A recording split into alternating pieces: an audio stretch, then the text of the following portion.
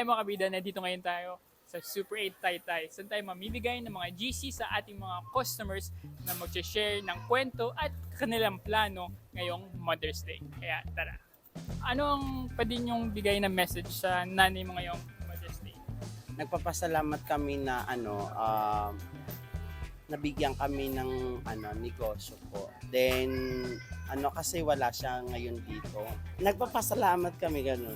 Na pinalaki kaming mga mababait. Yun po. So sa asawa niyo naman po, ano ang plano niyo para sa kanila?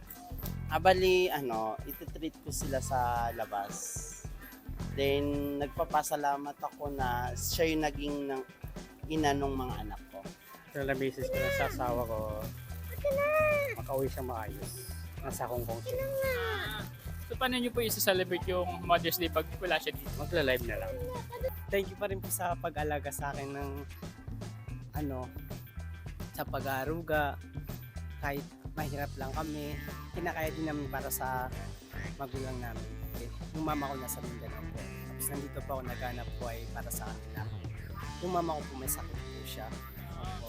Kaya nandito po ako naghanap buhay. Stop na po ako para sa Kaya nagpapasalamat po ako sa mama ko kasi kahit pag-aalaga sa amin, magkakapatid. Ano po pangalan ng nanay niyo? Marlene po. Sana mapanood niya. Sana po mapanood po ng mama. Shoutout po sa inyo.